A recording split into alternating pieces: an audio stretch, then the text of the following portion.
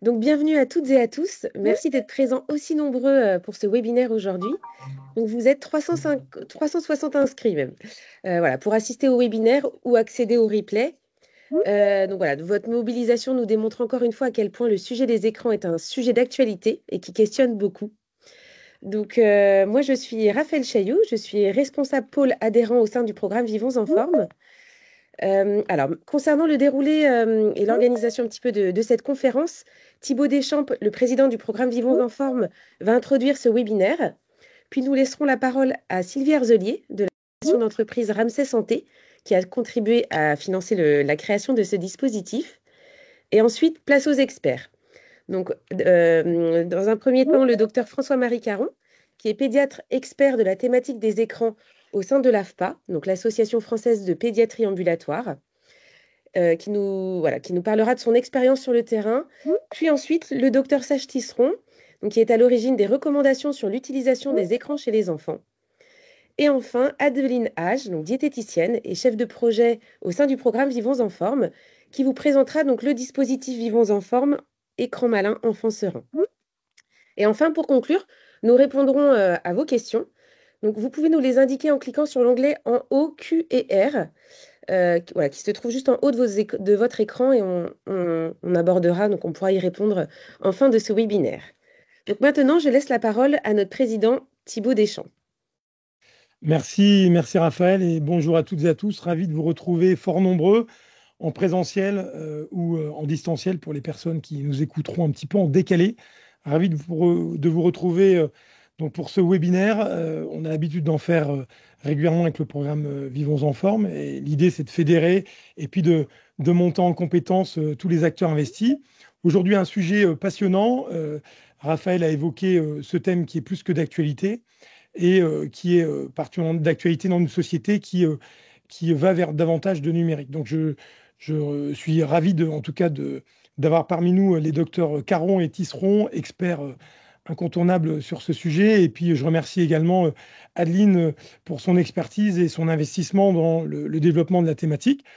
Moi, je représente le programme Vivons en forme, donc, qui est présent dans plus de 270 villes de métropole et des Outre-mer, et qui vise à développer par un montant en compétences des agents des villes, mais aussi par le monde scolaire et périscolaire, les sujets liés à la prévention santé. Et l'idée, c'est de tendre vers une autonomie de comportement avant l'entrée au collège. Donc, on est ravis de traiter avec vous de ce sujet.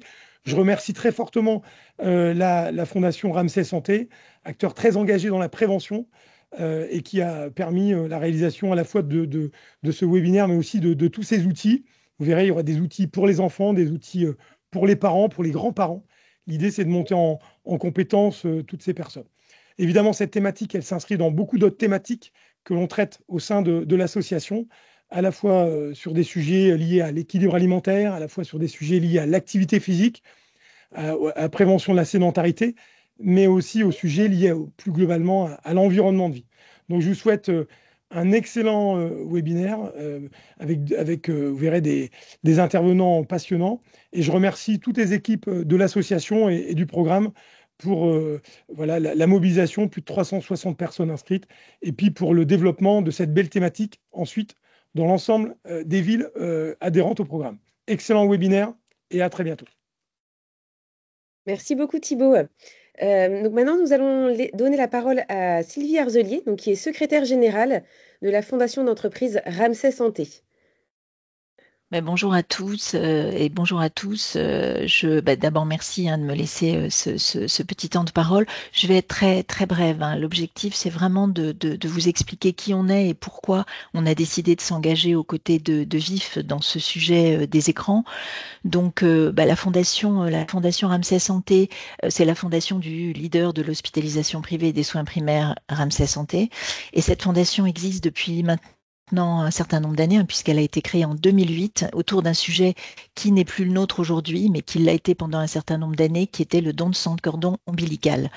Donc, l'idée avait été d'élargir la cause dès 2016 à la prévention santé, puisque ça nous semblait être évidemment un sujet primordial, hein. On sait que la sédentarité augmente de 30% le risque de développer des maladies chroniques, que si elles sont prises bien en amont, les maladies, 70% des maladies pourraient être évitées. Donc je vais pas égrener les chiffres, mais enfin tout ça nous a fait pencher vers ce sujet de la prévention santé.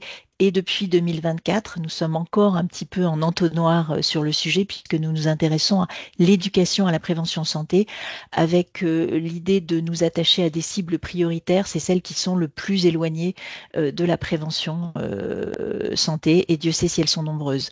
Donc la fondation est internationale depuis la fin de l'année dernière, est présente sur des pays comme la Suède, Danemark et Norvège qui sont des pays qui en matière de prévention santé sont tout de même assez avancés et sont des pays dans lesquels on peut aller chercher pas mal d'idées en matière de prévention, mais je reviendrai sur la Suède de manière assez étonnante sur le sujet des écrans.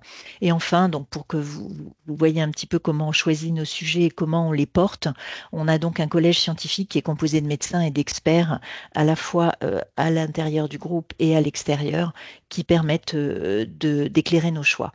Donc aujourd'hui, ce que je voudrais faire, c'est vraiment parler du pourquoi nous avons décidé de soutenir les écrans.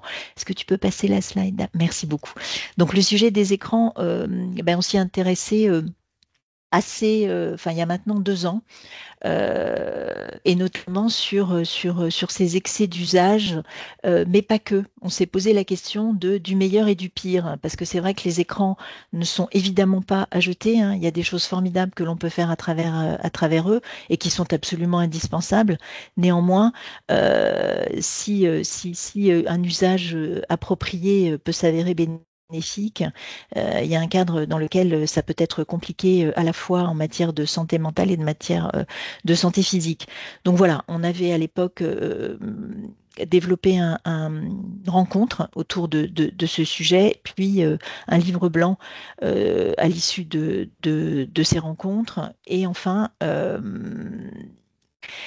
une thématique que nous avons développée sur un site qui reprend un certain nombre de questions de prévention santé qui s'appelle Mes questions prévention santé, sur lequel nous sommes interrogés sur l'addiction à l'écran.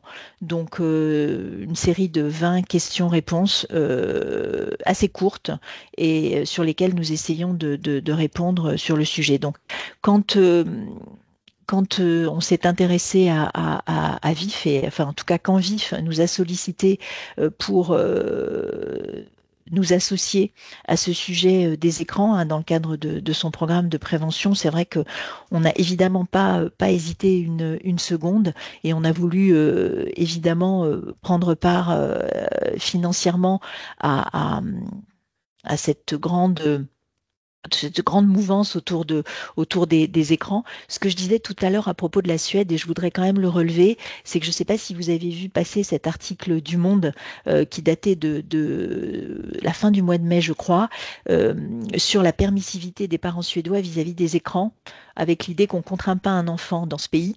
Et 82% des enfants, des gamins à 9 ans, ont déjà un téléphone portable et on ne légifère pas vraiment autour de ça. Et ils se sont rendus compte qu'ils sont arrivés à un stade extrêmement complexe où aujourd'hui, ils ne savent pas comment se sortir de cette addiction des enfants aux écrans. Et alors, ce que j'ai lu, ce chiffre absolument incroyable, c'est qu'un tiers des bébés de moins de 1 an ont accès à un téléphone portable et 20% y sont exposés quotidiennement ou plusieurs fois par semaine.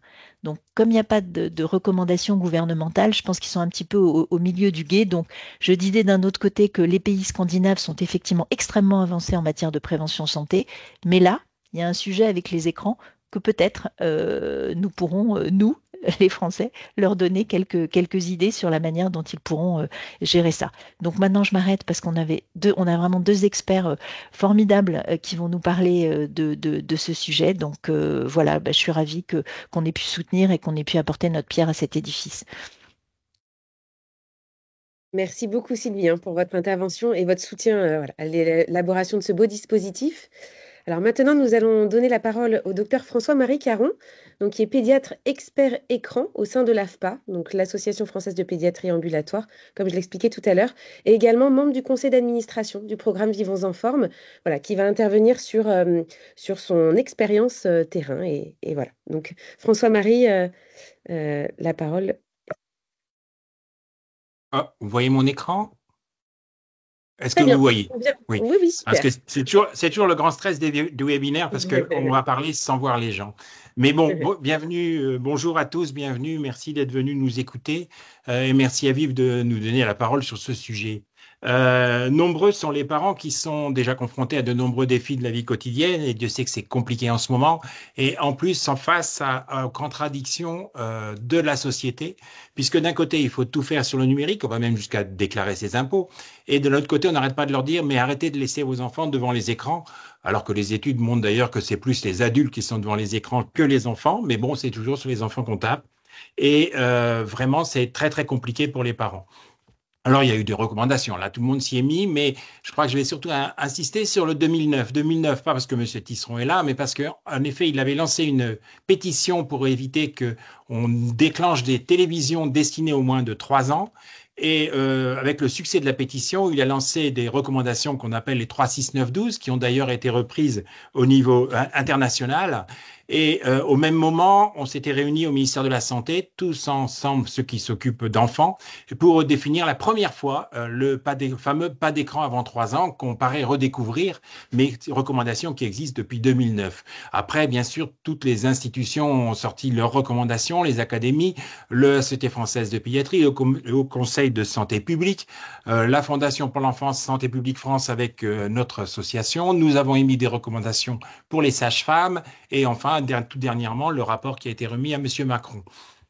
Personnellement, nous les pédiatres, à partir de 2011, on a suivi M. Tisseron sur le 3-6-9-12. Avant 3 ans, c'était pas d'écran seul pour un enfant de moins de 3 ans. Après 6 ans, entre 3 et 6 ans, pardon, c'était pas de console personnelle. Pas d'Internet seul avant 9 ans. Et entre 9 et 12 ans, on peut aller sur Internet, mais comme on ne va pas dans la rue ni dans les quartiers chauds sans explication, ben, il faut aussi apprendre à se protéger des dangers d'Internet.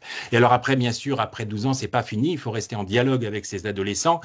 Faut les laisser tranquilles, mais surtout pas être trop loin, parce qu'ils aiment bien qu'on soit très proche. Et ça, c'est un petit peu compliqué, mais vous verrez, on peut y arriver. En 2016, on avait décidé avec la Société française de pédiatrie d'émettre de nouvelles recommandations. Alors du coup, on a fait une étude. Alors là, on n'aurait pas dû parce que on s'est rendu compte que malgré tout ce qu'on racontait, un tiers des enfants de moins de 3 ans étaient devant des programmes non adaptés, dont 61% devant le journal télévisé. Il y avait une télé dans une famille sur 5 allumée en permanence et 35% à l'heure des repas, sachant qu'actuellement, on est plutôt à 45%. Donc, vous voyez, on avait beau émettre des recommandations. Là, les personnes qui répondent sont des personnes qui fréquentent la pédiatrie. Donc, c'est en plus des personnes qui sont plus intéressées par leurs enfants, peut-être, et qui ont vraiment des chiffres qui sont catastrophiques par rapport à ce qu'on a dit. S'y ajoute actuellement un accès aux réseaux sociaux terrible parce que 67% des élèves du primaire sont sur les réseaux sociaux, alors qu'on sait que c'est des réseaux particulièrement avec des mécanismes algorithmiques très addictogènes, pardon, et qui ne sont pas sans danger. Pourtant, c'est interdit au moins de 13 ans en France.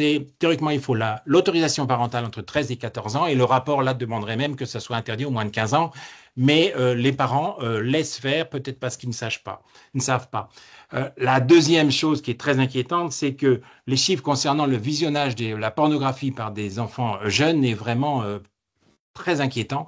Et les chiffres que vous avez là sont de 2022 et les derniers chiffres qu'on a vus, dont on a eu connaissance à l'ARCOM en 2024, mais on ne peut pas encore les diffuser, mais vous verrez, ils sont encore plus dramatiques. C'est très compliqué. Depuis 2022, des poursuites judiciaires sont entamées contre les sites pornographiques, mais ceux-ci ont entraîné des recours, puisque de toute façon, ils ne se situent pas en France et on peut quasiment rien faire. C'est vraiment l'Europe qui peut faire quelque chose. D'ailleurs, l'Europe a mis en place une task force pour essayer de mettre en place un système de vérification de l'identité sans abîmer, bien sûr, la vie privée, parce que vous imaginez que si on donne à des sites comme Pornhub l'identité des gens et qu'ils puissent suivre exactement tout ce qu'ils font, donc ça n'est pas sans conséquence non plus. Donc, nous, pédiatres, on s'est dit, bon, on a mis nos recommandations, on a suivi Monsieur Trisson, et je pense qu'il faut toujours les donner, toujours les connaître, mais on n'a peut-être pas pris la bonne cible, parce qu'en fait, c'est surtout les parents. Et vous voyez, il y a aussi des gens très importants qui sont toujours devant les écrans. Les parents qui sont devant les écrans à des moments de leur vie qui sont pourtant un petit peu embêtantes. Par exemple, en salle de naissance, il y a beaucoup de mamans qui sont sur leurs écrans en train d'expliquer qu'ils sont en train de vivre un moment magnifique, alors que c'est le moment le plus important d'être avec son enfant et de laisser tomber l'écran. Donc, c'est pour ça qu'il faut accompagner les parents pour qu'ils se remettent en question. Cette photo, pour moi, là, me fait vraiment très mal parce que s'il y a un moment où on est parfaitement en lien avec son enfant et qu'on crée les liens d'attachement, c'est bien le moment du repas. Et la deuxième chose, c'est qu'un enfant a besoin qu'on lui porte de l'attention, quel que soit son âge, et que beaucoup d'enfants se plaignent que les parents sont toujours sur leur smartphone. Donc, vous voyez, eux, ils n'ont pas accès aux médias, donc on ne tape pas sur les parents au niveau des médias, quoi que ça commence, mais sur les enfants. Et une deuxième chose, c'est que, par exemple, les accidents domestiques sont plus importants à cause du téléphone et qu'une noyade sur deux d'un enfant de moins de 2 ans, c'est le téléphone qui est responsable de la distraction. Donc, vous voyez, les effets catastrophiques, certains effets catastrophiques d'une mauvaise utilisation d'écran ne sont pas sans conséquences. Quand on est parent, il faut donner des conseils d'éducation, mais il faut aussi donner l'exemple. Et ça, vous voyez que ce n'est pas obligatoirement gagné. Alors, pourquoi est-on tous sur le smartphone? Et là, je vais parler à tout le monde. L'addiction, ce n'est pas un usage excessif, même problématique. Qu'est-ce qu'on peut parler d'addiction? D'autant plus qu'il faut savoir qu'avant 25 ans, c'est difficile de parler d'addiction chez la personne jeune. En plus, les réseaux sociaux, ben, on est des êtres sociaux, donc c'est normal que ça ait un tel succès. On a vu d'ailleurs pendant le Covid que ça permettait de garder des liens, en particulier pour les adolescents. Ceux qui ont le plus souffert du Covid, c'est les 6-12 ans, parce qu'ils n'avaient pas de moyen de rester en contact. Ils étaient en contact qu'avec leur famille. Les moins de 6 ans, ils étaient bien contents d'être avec papa et maman. On a des nouveaux mots qui sont apparus, donc le mot de nomophobie, c'est-à-dire la peur de ne pas avoir son portable. Sleepphoner, c'est s'endormir ou se réveiller toujours avec son portable. Le phubbing, c'est quand vous êtes en train de discuter avec des gens et que tout d'un coup ils s'arrêtent parce qu'ils sont en train de regarder leur portable parce que probablement on les embête. Il y a des trucs aussi rigolos, c'est comme les smombies, c'est les gens qui traversent la route. Il faut savoir que par exemple en Israël, ils ont mis des bandes lumineuses au sol qui clignotent. On regarde le sol. Mais deux autres mots sont importants à connaître. C'est le faux mot, ce qu'on appelle la peur de louper quelque chose, et la tasagoraphobie. En tant que dyslexique, j'ai toujours du mal. Mais c'est en fait l'anxiété de ne pas être liké. C'est-à-dire quand vous mettez une information sur un post sur un des réseaux sociaux, vous avez besoin d'avoir ces likes, et si vous les avez pas, est-ce qu'on m'aime plus ou tout ça. Donc tout ça, ce sont deux éléments qui déclenchent une anxiété, la peur de lui passer à côté de quelque chose et la peur de ne pas être liké. Si bien qu'une fois que vous arrivez sur votre portable, alors là, tout est en place. Hein. Les notifications sont multiples, incessantes, et vous n'avez pas de filtre sensoriel. Si vous réfléchissez bien actuellement, vous sentez vos chaussures. Hein. Mais par contre, si vous sentez vos chaussures, c'est parce que je vous ai dit de sentir vos chaussures. Or, l'esprit, lui, est filtré. C'est-à-dire toutes nos notifications qui sont de nos organes sensoriels sont fort heureusement n'arrivent pas jusqu'à notre cerveau, sinon ça serait impossible. C'est pareil, une secrétaire va filtrer les messages de façon à ce que vous ne soyez pas embêté tout le temps. Or, nous n'avons pas devant le smartphone de filtre sensoriel. C'est pour ça qu'il faut faire très attention à ces notifications, d'autant plus qu'elles déclenchent encore une fois une anxiété, la peur de passer à côté de quelque chose. Et comme on peut résister à tout sauf à la tentation, et que les tentations sont multiples et jamais un système attentionnel n'a été aussi sollicité, il faut vraiment faire attention quand on utilise son smartphone de façon à ne pas être bloqué. Voilà. Donc pour moi, pour beaucoup, ce n'est pas une addiction, mais une satisfaction anormale du besoin de relation, une anxiété et vérification compulsive. Et après, se mettre en place, tout le système d'économique du numérique qui est, il faut absolument que vous restiez le plus longtemps pour vous prendre le plus de données et passer le plus de messages publicitaires. La deuxième question qu'on me pose souvent en tant que pédiatre, la première c'est est-ce que mon enfant n'est pas addict? Alors il faut donc déconstruire et expliquer. Et la deuxième c'est combien de temps il peut passer devant un écran? Alors ça, ben moi je ne sais pas répondre. Il n'y a aucune étude scientifique qui vous dit qu'il faut rester 1 heure, il faut rester 2 heures, il faut rester 3 heures. Aucune. Je sais répondre à certaines questions par rapport au temps. Je sais répondre au temps de sommeil nécessaire. C'est-à-dire que vous voyez que déjà le sommeil est limité et pour les adolescents, c'est encore plus catastrophique. Donc, on sait combien de temps on doit dormir par jour pour être en bonne santé. Donc, on sait aussi que l'enfant est gêné par le portable, par un effet physique qui est direct. Vous voyez que 60% des 6-11 ans regardent un écran dans l'heure qui précède l'endormissement. Or, cela bloque la sécrétion de mélatonine parce que, oui, les écrans ont un effet direct physique sur la personne, et donc pas l'utilisation de l'écran, mais l'écran lui-même, c'est qu'il va vous dire, il fait encore jour, c'est pas le moment de dormir, en bloquant la sécrétion de mélatonine. Donc, il faut faire vraiment très attention au moment du coucher. Il faut vraiment un couvre-feu numérique de façon à éviter cet effet de lumière bleue et cet effet d'hyperconnexion, parce qu'il y a une étude en 2013-2014 qui était absolument paniquante. Je vous donne qu'un seul chiffre, c'est que 15,3% des enfants, c'était des collégiens, envoyaient des SMS en cours de nuit, et il y avait même des enfants qui mettaient un réveil pour se réveiller, pour voir si s'était rien passé sur Instagram pendant la nuit. Donc vous voyez à quel point il faut vraiment protéger le sommeil. Et vous voyez, il faut donner des alternatives. Il faut vraiment expliquer que ici, dans cette boîte à téléphone qui devrait plutôt se situer dans la cuisine, il faut qu'il y ait le portable des enfants, mais aussi le portable des parents, parce que les parents ont les mêmes problèmes par rapport à leur sommeil. La deuxième chose sur laquelle je sais répondre, c'est combien de temps il faut bouger. L'activité physique, c'est pas le sport, c'est l'activité physique. Elle est importante pour la santé et il faut bouger un certain temps, c'est-à-dire au moins 60 minutes par jour d'activité physique d'intensité modérée. Et ça, c'est très important. Et c'est comme la brosse à dents, c'est-à-dire qu'il ne faut pas se laver les dents 21 fois le dimanche, mais 3 fois par jour, hein, parce que ça ne peut pas être récupéré pour le week-end. Donc c'est vraiment très important. La deuxième chose, c'est le sport. Il faut rajouter à ces 1 heure par jour, 3 fois par semaine, une activité physique qui soit un peu plus intense. Et en plus, ce qu'il faut savoir, c'est que l'activité physique, ça développe des cellules cérébrales, ça débloque des cellules souches qui vont développer des cellules cérébrales et qu'en plus, ça améliore les résultats scolaires. Ça, il faut le dire aux parents que d'accord, on peut aller chez l'orthophoniste si on a des soucis, mais il ne faut pas couper l'activité physique pour aller chez l'orthophoniste, c'est pas rentable. Vous voyez, 37% des 6-10 ans n'atteignent pas les recommandations. Et vous voyez, on est 110e place sur 146. On a encore des places très, très loin par rapport au championnat du monde. Et il y a 30% des 6-10 ans qui ne vont même pas jouer dehors au moins 1 fois par jour, en semaine. La quatrième chose que l'on sait, c'est que la sédentarité, les problèmes arrivent à partir de 6 heures de sédentarité et que bien sûr, avec l'école et tout ça, le temps de sédentarité est souvent vraiment entamé et que moins de 2 heures par jour devant un écran, c'est simplement 35% des 6-10 ans. La moyenne, c'est plutôt entre 3 heures et 4 heures par jour. Et le week-end, le temps est doublé.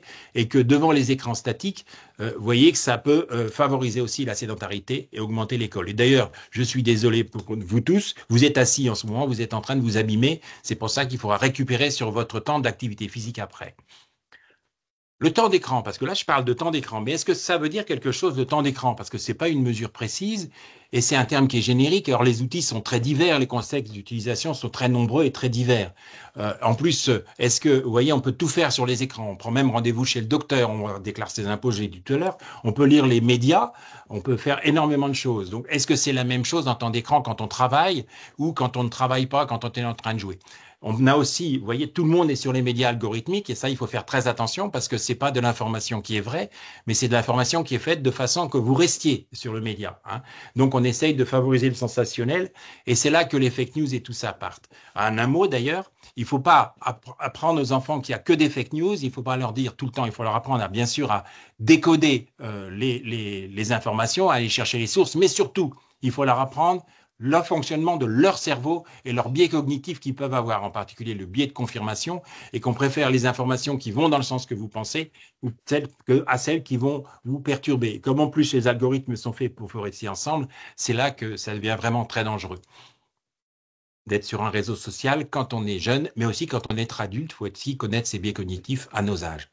Alors, qu'est-ce qu'on peut faire? Alors, les Allemands, ils en avaient marre de voir les parents arriver tous avec leur smartphone pour rentrer à la crèche. Et dans toutes les crèches d'Allemagne, il y a une photo où il y a marqué « Avez-vous déjà parlé avec votre enfant aujourd'hui ?» Nous, en France, ce qui est important, c'est de récupérer l'activité physique. Vous avez là une vidéo de la Société française de cardiologie qui est toujours valable, qui va vous dire à la fin que on prend plus de risques quand on reste assis devant un écran que quand on est en train de jouer dehors. Donc, vraiment favoriser l'activité physique. Pour nous, on avait fait une autre campagne qui était la meilleure application pour votre enfant, c'est vous. Bien sûr, ça s'adresse beaucoup aux tout petits, c'est-à-dire que c'est vraiment un tout petit, un nouveau-né. Il faut absolument qu'il soit encouragé, qu'on le regarde, qu'on l'encourage, qu'on le félicite, mais vraiment qu'on soit là en interaction physique et qu'on réponde à la seconde près, ce que ne peut pas faire un écran, parce que tant qu'il est devant un écran, c'est du temps perdu par rapport aux interactions. Alors, comme il n'a pas beaucoup de temps déjà, il faut vraiment faire très attention. Mais c'est valable aussi pour tous les âges. Alors, pour conclure, je suis désolé, j'ai toujours un petit peu vite, mais on est tous impliqués, on est tous responsables, et il ne faut pas se tromper de cible. Ce n'est pas l'écran qui est responsable, c'est l'usage que l'on fait des écrans qui est responsable des problèmes.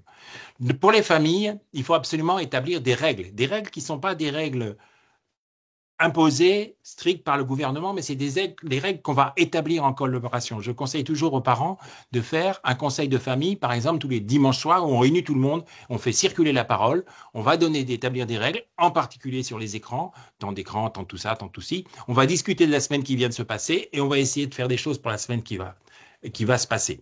Pour être crédible, bien sûr, il faut que les parents tiennent compte de leur propre utilisation, parce que sinon ça ne marche plus. Il faut régulièrement réadapter, parce que vous savez que les enfants, surtout les ados, ils aiment bien un petit peu transgresser les règles, et discuter, donc garder le dialogue. Mais surtout, cette conseil de famille ne doit pas parler que des écrans. Il faut parler aussi des recommandations liées à l'activité physique, à la lutte contre la sédentarité, au sommeil, mais il faut aussi parler violence, il faut aussi parler pornographie, sexualité, enfin, tous les risques qu'on peut avoir en s'adaptant à l'âge des enfants, bien sûr, mais il faut établir des règles familiales, il faut éduquer. On est là en face des enfants, entre les écrans et les enfants, pour leur expliquer les risques éventuels.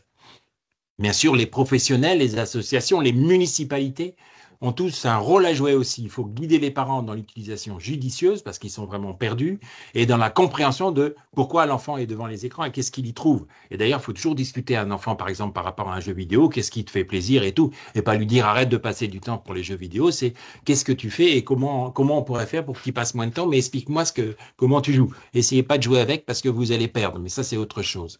Il faut leur proposer des alternatives. C'est pour ça que nous, on avait mis une action au niveau de l'AFPA, c'était les écrans un temps pour tout, et à chaque fois on donne une alternative entre être devant les écrans. Par exemple, entre regarder la télé parce qu'il pleut dehors et jouer dehors avec un ciré, c'est mieux d'aller jouer dehors. Bien sûr, ça va salir la cuisine. Bien sûr, quand on joue aux écrans, quand on joue aux jeux vidéo, quand on a fini le jeu vidéo, maman, elle n'a pas besoin de ranger toute la chambre, il n'y a pas eu désordre. Tout ça, c'est des freins qu'il faut vraiment aborder. Et alors, les municipalités ont des leviers d'action fantastiques, parce que c'est pour ça. Il faut bien penser que c'est facile quand on a les moyens, c'est facile quand on est une famille aisée, de trouver quelqu'un qui va aller les chercher à l'école, de l'emmener dans le parc, de le surveiller, de l'emmener à faire du tennis, de l'emmener à faire une activité sportive, de payer l'activité sportive. Mais les plus en difficulté par rapport aux écrans, alors que c'est quelque chose qui devrait être une ouverture vers la connaissance pour tout le monde de façon universelle. Le problème, la fracture numérique, elle ne se fait pas au niveau du matériel, puisque tout le monde a un écran, on l'a vu, mais elle se fait au niveau de la parentalité. Et il faut pouvoir aider les parents et compenser aussi les parents qui sont en grande difficulté avec l'urbanisme, avec la sécurité, avec l'accompagnement, avec le périscolaire. Et puis en dernier, ce dont on entend parler beaucoup en ce moment, ce sont les politiques, et en particulier l'Europe, on va le voir pourquoi. La régulation des contenus, c'est leur problème. La promotion de la diversité culturelle, c'est leur problème. La protection de la vie privée des mineurs, c'est leur problème. Le soutien de contenus adoptés, c'est leur problème. Actuellement, au niveau législatif, vous avez une loi qui va bientôt sortir, française, qui est sécurisée et régulée le numérique, mais le plus important, et il faut savoir que malheureusement, il y a beaucoup de partis qui sont actuellement en tête des élections qui ont voté contre, c'est le Digital Service Act, le DSA. C'est par exemple lui qui a dit à TikTok, si vous voulez, ils sont là pour se retourner vers les grandes plateformes et leur dire d'essayer de ne pas avoir d'algorithme qui soit addictif. Et TikTok avait sorti le TikTok Lite où, si vous regardez un temps de vidéo important, vous touchez des points. Plus vous regardez les vidéos, plus vous touchez des points. Et ces points, vous les échangiez contre des cadeaux sur Amazon. Ça valait une valeur en francs. Donc ça, s'il n'y avait pas quelque chose qui était pour bloquer les enfants, parce que c'était les enfants qu'on visait, pour être sur les réseaux. Donc, ils ont retiré ça parce qu'ils ont eu peur de la punition, de la sanction du DSA qui peut aller jusqu'à 6% de leur chiffre d'affaires. Mais le but du DSA, c'est pas pour mettre des sanctions. Le but du DSA, c'est pour éviter, justement, et demander aux plateformes d'être plus éthiques. Mais ça, c'est pas gagné, mais c'est déjà en place et je pense que c'est vraiment un gros plus. Voilà. Donc ça, c'est association. Là, vous voyez, il y a le programme Malin, il y a le programme Vif, c'est des programmes particuliers qui aident, mais qui aussi parlent d'alimentation et tout ça, qui visent les familles en difficulté pour le programme Malin et qui, bien sûr, parlent des écrans. Vous voyez, tout le monde est là et tout le monde est impliqué. Merci. Vous voyez, je suis dans le temps, hein. Merci beaucoup, François-Marie, hein. Parfait pour le timing. Et merci pour la richesse et la pertinence de vos conseils qui donnent déjà beaucoup de pistes, voilà, sur la gestion des écrans. Maintenant, nous avons l'honneur d'échanger avec le docteur Serge Tisseron, donc, qui est psychiatre et docteur en psychologie, créateur des balises 36912 sur lesquelles nous nous sommes appuyés sur la création de nos outils. Alors, pour démarrer, pouvez-vous nous expliquer, Monsieur Tisseron, quels ont été les constats que vous avez observés sur le terrain et qui vous ont poussé à créer les balises, donc 36912? Alors, on ne vous entend pas. Votre micro est coupé. Voilà. Merci Super. beaucoup, je disais, merci de cette invitation. Et puis un grand merci à François-Marie Caron, hein, parce qu'en l'écoutant, je me disais, il faut quand même que je trouve quelque chose qu'il ne dit pas pour le développer après. Mais comme il a tout abordé, je vais être en grande difficulté, sauf à apporter des petites précisions. Voilà. Alors qu'est-ce qui m'a amené à réfléchir à ces questions? En fait, d'abord, dans les années 1990, c'est le fait que j'entendais autour de moi beaucoup de critiques déjà contre les écrans. On dit que c'est un problème d'actualité, c'est un problème d'actualité médiatique et d'actualité politique. Mais déjà, il y avait beaucoup d'enseignants dans les écoles qui se plaignaient que les enfants regardaient la télévision avant de venir à l'école le matin et qu'ils ne se tenaient pas en place et qu'ils n'étaient pas capables d'apprendre. Donc déjà, dans le cadre scolaire, on avait beaucoup de retours alarmants sur l'omniprésence des écrans. À l'époque, c'était que la télévision, mais la télévision le matin, pour des parents qui partaient parfois travailler avant que leur enfant n'aille à l'école, ça laissait l'enfant seul une demi-heure, trois quarts d'heure devant des dessins animés quand même de qualité souvent douteuse, hein, très, très excitants, voilà, très mouvementés, très colorés. L'enfant allait à l'école et les enseignants se plaignaient que la moitié de la classe n'arrivait pas à travailler. Donc déjà, il y avait beaucoup d'inquiétudes, mais en même temps, parmi ces inquiétudes, il y en avait qui me semblaient légitimes, hein, comme ce que je viens de vous dire, et puis il y en avait qui semblaient beaucoup plus problématiques. Par exemple, le fait que les écrans soient accusés de provoquer une confusion entre la réalité et la fiction chez les enfants. On l'a quand même beaucoup entendu à une époque. Ou le fait que les jeux vidéo violents rendraient les enfants violents. Alors, bon, il y avait des études, mais c'était toujours des études qui concernaient les représentations, c'est-à-dire l'image que les enfants se faisaient de situations auxquelles on leur proposait de répondre aussitôt après avoir joué à un jeu vidéo, et ça n'avait aucune valeur sur le long terme, et ça n'avait non plus aucune valeur sur les comportements. Mais des chercheurs très hostiles aux écrans montaient la mayonnaise là autour, alors qu'en clinique, on sait bien que les jeux violents joués par les enfants jouent un rôle important dans leur développement. Mais il y avait déjà cette atmosphère qui fait que la clinique était peu écoutée. On retrouve actuellement, hélas, mais heureusement aujourd'hui il y a plus d'études, mais à l'époque il n'y avait pas beaucoup d'études. La clinique n'était pas écoutée et les études alarmistes l'emportaient largement, même s'il n'y avait pas vraiment de démonstration rigoureuse. Et donc, du coup, j'ai écrit en 1998 un livre, hein, Y a-t-il un pilote dans l'image? Et comme je suis médecin, c'est-à-dire que je ne fais de diagnostic que pour proposer un traitement, ben, il y avait un sous-titre, c'était 6 moyens pour lutter contre les dangers des images. Et ça m'a valu d'être engagé par le ministère de la Culture, le ministère de la Famille et le ministère de l'Éducation nationale pour faire une étude de 3 ans sur l'impact des écrans sur les enfants. Et là, je me suis aperçu que les écrans violents ne provoquaient pas de violence chez les enfants, mais les malmenaient énormément. Et que ce qui était important, c'était de développer des moyens par lesquels les enfants puissent finalement gérer ce stress. C'était en termes de stress, en fait. C'était moins en termes de représentation qu'en termes de stress. Voilà. Et donc là, j'ai commencé à réfléchir sur les moyens pour que les enfants aient des écrans plus adaptés à leur capacité de pouvoir les gérer. Et donc, ça m'a invité à réfléchir à des repères. Et puis, le coup d'envoi, ben, comme a dit très bien François-Marie Caron, ça a été le lancement des chaînes de télévision pour les bébés, puisque si vous raisonnez en termes de stress, vous comprenez bien que le bébé va être particulièrement stressé devant des écrans auxquels il ne comprend absolument rien, hein, qui sont que des déplacements de formes, de couleurs autour de lui, de musique, souvent de musique dont il n'a aucun repère. Donc le facteur stress, le facteur, le facteur augmentation d'adrénaline, etc., bousculer les constantes biologiques, tout ça va évidemment être très important chez le bébé. Et donc, il se trouve qu'en 2006, il y a une première chaîne de télévision pour bébé qui s'est lancée, qui était Baby TV. Et à ce moment-là, ben, comme j'étais réputé avoir réfléchi aux écrans, on m'a demandé mon avis, je l'ai donné et ça n'a eu aucune conséquence. C'est pour ça que l'année suivante, une nouvelle chaîne de télévision qui était Baby First a voulu profiter du gâteau, lancer une chaîne de télévision, une autre chaîne de télévision sur le territoire français. Vous savez, c'est dans le cadre des conventions européennes. Aucun pays européen n'a le droit de bloquer un média émis dans notre pays. Donc ces chaînes émettaient du territoire anglais, mais elles étaient évidemment, il était possible de les capter sur le territoire français. Dans Baby TV, Baby First, pour Baby First, je me dis, ben, je ne vais pas faire la même bêtise que pour Baby TV et je ne vais pas me contenter de protester tout seul. Et donc, c'est là que, comme le rappelait François-Marie Caron, j'ai lancé une pétition, voilà, qui a réuni beaucoup de gens. Et ma préoccupation a été de réunir non pas des experts sur leur nom, aussi connus soient-ils, mais de réunir des associations. Pourquoi? Parce que ces chaînes de télévision, Baby TV et Baby First, avaient des experts, probablement bien payés, qui, la main sur le cœur, disaient que ces chaînes de télévision avaient un pouvoir éducatif formidable sur les bébés. Donc, pour ne pas opposer des experts à des experts dans un combat stérile, j'ai voulu opposer des associations à des experts. Donc, effectivement, comme disait François-Marie Caron, on a fini par obtenir gain de cause.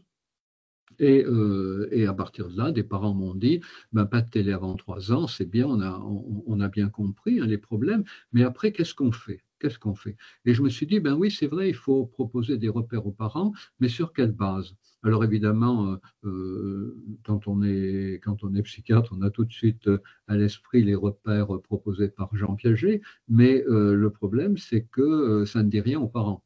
Et donc, du coup, je me suis dit, ben, il faut s'appuyer sur des repères qui parlent aux parents. Donc, l'entrée en maternelle, qui était à 3 ans à l'époque, maintenant c'est 2, c'était à 3 ans.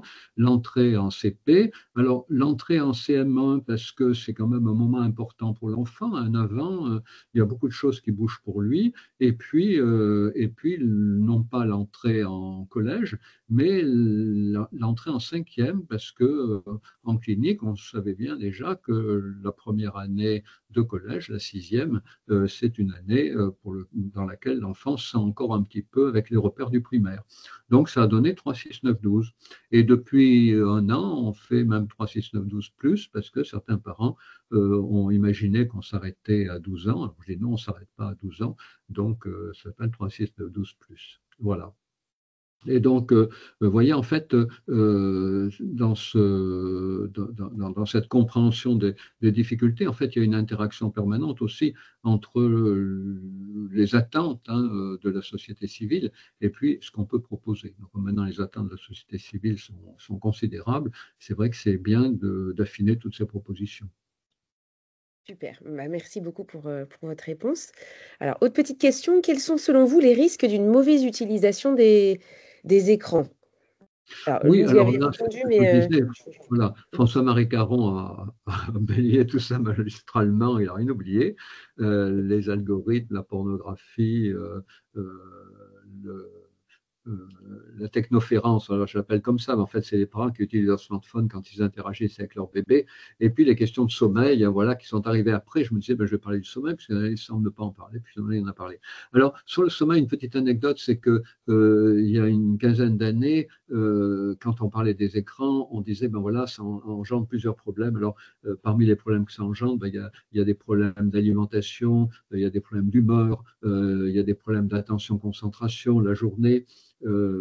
Et aujourd'hui, ben, on voit plutôt les choses en termes de responsabilité du sommeil sur l'ensemble de ses compétences. C'est-à-dire que si on dort mal, si on dort moins, si le sommeil est perturbé à la fois quantitativement et qualitativement par les écrans, eh ben, il va en résulter des problèmes de déficit d'attention-concentration la journée, donc moins bon résultat scolaire, des problèmes d'humeur, quand on est fatigué, éventuellement on peut s'énerver plus facilement, des problèmes de nourriture, on mange absolument n'importe quoi. Et donc, du coup, les problèmes de sommeil vont donc être pensés aussi comme des problèmes d'autant plus importants qui tiennent la clé d'autres difficultés.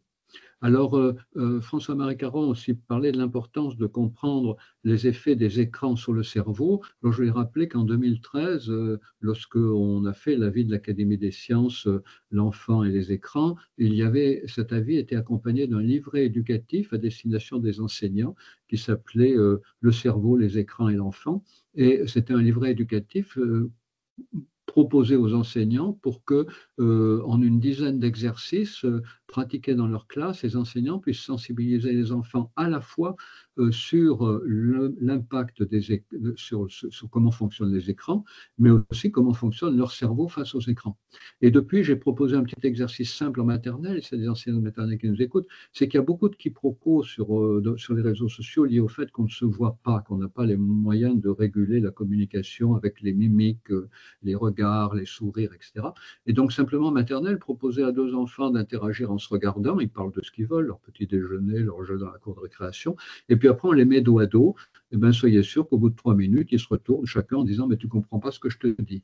Et donc ça, c'est pour permettre de comprendre que l'être humain a absolument besoin, du fait de la longue évolution qui nous a façonnés, l'être humain a absolument besoin de ces contacts dans lesquels les mimiques, les regards, la gestualité jouent un rôle régulateur extrêmement important.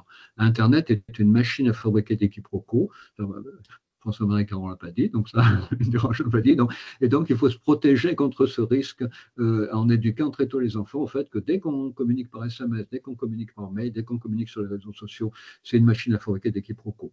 J'ai régulièrement des enseignants qui me disent, le directeur d'établissement scolaire qui me disent, venez nous expliquer, M. Tisseron, pourquoi nos élèves se quittent bon copain le vendredi soir et le lundi matin, il y en a la moitié qui se tapent sur la figure. Je leur dis oui, c'est assez simple à comprendre, hélas, c'est que comme ils n'ont pas d'endroit où se retrouver en présence physique, ils communiquent via les réseaux sociaux et ils accumulent les quiproquos parce que très vite, un mot peut être lâché qui paraît pas vraiment bouleversant pour celui qui l'avance, mais comme il n'a pas de retour par la mimique de son interlocuteur, il va risquer d'en rajouter une couche et puis l'autre aura envie de prendre sa revanche. Peut-être il n'arrivera pas à trouver la bonne formule et il prendra sa revanche au point le lundi matin.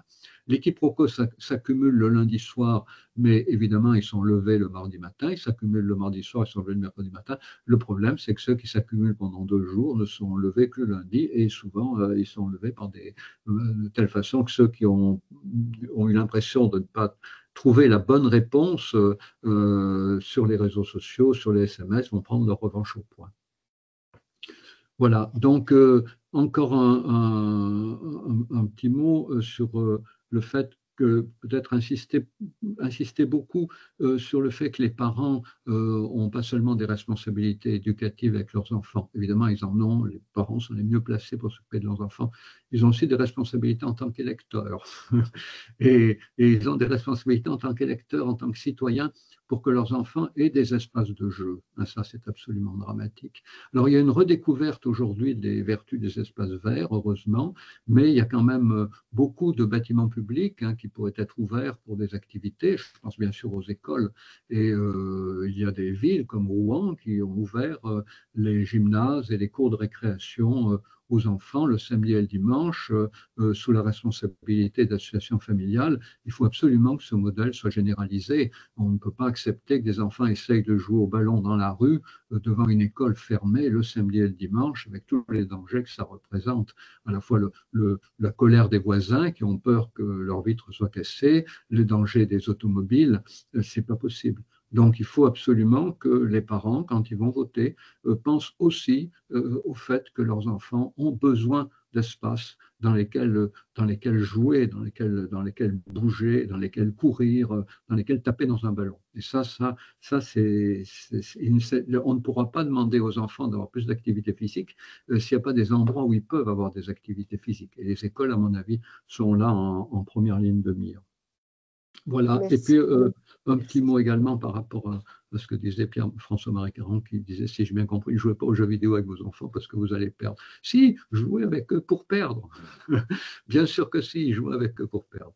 Et ils vont jubiler, ils vont être tellement contents. Et du coup, comme ils vont être très contents, ils vont peut-être vous parler de choses dont ils ne vous auraient pas parlé s'ils n'avaient pas eu le plaisir de vous mettre la pâtée dans un jeu vidéo. Donc, il ne faut pas craindre, voilà, on ne joue pas avec nos enfants que pour gagner, on joue aussi pour savoir qu'on est capable de perdre et ça change vraiment l'atmosphère et nos enfants peuvent devenir disponibles pour nous parler de beaucoup d'autres choses. Super, merci. Alors, dernière petite question. Quelles sont les astuces pour que les parents peuvent peut-être instaurer autour de bonnes pratiques autour des écrans? Alors là, on a compris de peut-être jouer aux jeux vidéo avec leurs enfants, mais est-ce que vous avez peut-être d'autres astuces à Oui, communiquer aux participants? tout à fait. En créant les repères 3, 6, 9, 12, en fait, je me suis dit, mais de quelle valeur est-ce qu'il faut partir, hein? Parce qu'on peut toujours poser des repères. Voilà, on va dire, ne faut pas utiliser les smartphones. Voilà, bon, d'accord. Mais ça, on ne peut pas construire des préconisations sérieuses si on ne part pas des valeurs auxquelles on est attaché, des valeurs qu'on défend, des valeurs qu'on veut communiquer avec nos enfants. Et il m'a semblé dès le début qu'il y avait deux valeurs essentielles, c'était la socialisation et la créativité. La socialisation, ce qu'on appelle la création des liens, et la créativité, alors qu'on appelle de manière beaucoup plus distinguée la plasticité psychique, aujourd'hui grâce aux neurosciences. Mais on appelait la créativité pendant des générations. Voilà. Donc, la création des liens d'un côté, la plasticité psychique d'un autre. Et c'est ce qui m'a guidé en 2008 en créant les balises 3, 6, 9, 12, puisque vous savez peut-être, il y avait trois principes. Et ces trois principes, à l'époque, la France avait peur de perdre son triple A. On n'en est plus là. Et donc, je me suis dit, tiens, ça serait drôle d'avoir trois principes commençant par la lettre A. Et ça, c'était formidable parce que ça a donné alternance, accompagnement, apprentissage de l'autorégulation. Trois choses aujourd'hui qui sont vraiment centrales, hein, qui sont vraiment reconnues. Alors, l'alternance, c'est avec ou sans écran, alterner les activités, c'est un petit peu le modèle alimentaire, hein, même si certains aliments peuvent apparaître comme plus importants que d'autres, l'important c'est de manger de tout. Voilà. Et puis, l'accompagnement aujourd'hui, c'est complété du fait que c'est pas seulement accompagner les enfants en regardant des films avec eux, en discutant avec eux, pendant qu'on regarde, ou leur laisser regarder des choses tout seuls, mais en parler avec eux. L'accompagnement, c'est aussi pas de technoférence, hein, c'est-à-dire pas avoir un smartphone toujours dans la main quand on interagit avec un bébé. Ça, François-Marie Caron l'a très bien dit. Et ça, souvent, c'est oublié par ceux qui partent en lutte contre les écrans parce que ça fait pas plaisir aux parents quand on leur dit ça. Quand on dit aux parents, récupérez votre rôle autoritaire, c'est vous qui avez le pouvoir, mettez des limites à vos enfants, les parents vous applaudissent, quel que soit ce qu'ils vont faire chez eux d'ailleurs, même s'ils ne le font pas pendant que vous parlez, ils vous applaudissent. Mais si vous leur dites, limitez votre consommation, vous, quand vous êtes avec vos enfants, n'utilisez jamais votre smartphone, posez-le et écoutez-les, ça, beaucoup de parents ont de la peine. François-Marie nous a montré des images horribles. D'ailleurs, certaines ont même été présentées comme des modèles. Je me souviens, il y avait un modèle d'une femme qui avait inventé une espèce de ceinture pour regarder son smartphone ou sa tablette tout en nourrissant son bébé. Et c'était regardé par des millions de personnes qui trouvaient ça très bien. Voilà. Donc ça, c'est pas un discours, c'est pas un discours qui flatte les parents et pourtant il faut le tenir. Donc l'accompagnement, c'est ça, c'est accompagnement pendant qu'on regarde des écrans, accompagnement pour parler des parents, accompagnement le fait de ne pas avoir son propre écran. Hein. Beaucoup d'études ont montré que ça avait des effets délétères sur les enfants. Pas utiliser un écran quand on est avec un enfant. Et puis donc, accompagnement, alternance, et puis apprentissage d'autorégulation. Il y a des gens qui disent, oui, mais les enfants n'ont pas d'autorégulation. Oui, c'est bien ce que je dis moi-même, puisque je dis qu'il faut leur apprendre. Apprentissage d'autorégulation, ça ne veut pas dire laisser les enfants s'autoréguler tout seuls. Et la première marche sur l'apprentissage d'autorégulation, c'est apprendre à attendre. Et vous savez, il y a une situation familiale dans laquelle on apprend aux enfants à attendre, c'est la nourriture. Un enfant veut prendre un carré de chocolat ou un biscuit un quart d'heure avant le repas, on lui dit non, tu attends le repas, tu ne vas pas manger ça maintenant, tu attends. Et à table, il y a des règles. Hein. On mange dans la plupart des familles avec un couteau, une fourchette, une cuillère. On attend que les autres soient servis avant de commencer à manger. Ça se fait peut-être de moins en moins, mais enfin traditionnellement, ce qu'on apprenait aux enfants. On ne parle pas la bouche pleine. Voilà. On attend que les autres aient fini de parler pour commencer à parler, parce que dans beaucoup de familles, c'est au moment du repas qu'on parle ensemble. dans les familles au moins où on regarde, on prend le repas sans télévision, ni smartphone, ni tablette. C'est le premier conseil qu'on donne à 3, 6, 9, 12, au repas du soir sans télévision, ni smartphone, ni tablette. Donc il y a un certain nombre de règles qui sont respectées pendant le repas. Et ce que je dis toujours, c'est qu'on vit aujourd'hui le monde des écrans sauvages. C'est-à-dire que vous parlez avec quelqu'un, vous ne supporteriez pas tout d'un coup qu'il sorte un sandwich de sa poche et puis qu'il se mette à manger en regardant son sandwich. Bon, mais quelqu'un sort un smartphone de sa poche, vous pouvez vous arrêter de parler, attendre qu'il ait fini, vous pensez que c'est sans doute important pour lui. Eh bien ça, non, c'est pas possible. Donc, apprendre l'autorégulation, apprendre à attendre, et donc c'est pour ça qu'entre 3 et 6 ans, on propose à l'association 3, 6, 9, 12 non seulement de fixer un temps d'écran, alors ça dépend de la logique des familles, ça peut être un quart d'heure, ça peut être une demi-heure, ça peut être 40 minutes, fixer un temps d'écran, choisir les programmes, mais le fixer à heure fixe dans la journée. C'est-à-dire, par exemple, à 18h ou à 18h30, si on a la chance d'avoir une pendule avec des aiguilles, ça permet de montrer à l'enfant à quelle heure ça se passe. On va lui apprendre à attendre. Apprendre à attendre, c'est fondamental parce que dans notre société, tout nous dissuade d'apprendre à attendre. On promet de nous livrer dans l'heure les objets qu'on commande sur Internet. Alors, actuellement, c'est dans la journée, mais il y a des études pour nous les livrer dans l'heure ou dans les 2 heures. Voilà, le crédit qui nous invite à jouir tout de suite, profiter tout de suite d'un bien et le payer demain. Donc, on est dans une société où tout nous écarte de la nécessité d'apprendre, d'attendre. Mais si on n'apprend pas à attendre, on a de la difficulté à mettre en place les autres compétences d'autorégulation. Donc voilà, alternance, accompagnement, apprentissage, autorégulation, d'où découlent les 4 conseils qu'on a toujours donnés, c'est-à-dire réduire le temps d'écran, ben forcément, choisir des programmes de qualité, bon, ben évidemment, plutôt de valeur éducative, parler avec les enfants de ce qu'ils voient et font avec les écrans, et puis encourager les activités de création, hein, là aussi avec ou sans écran. Or, il y a des jeux vidéo qui sont beaucoup plus créatifs que d'autres. Moi, j'encourage beaucoup les parents, quand leur enfant a 6-7 ans, à lui acheter un appareil photo numérique pour que l'enfant puisse faire des photos, éventuellement lui montrer des petits logiciels de retouche. À 8, 9, 10 ans, un enfant peut très bien faire de la retouche photographique.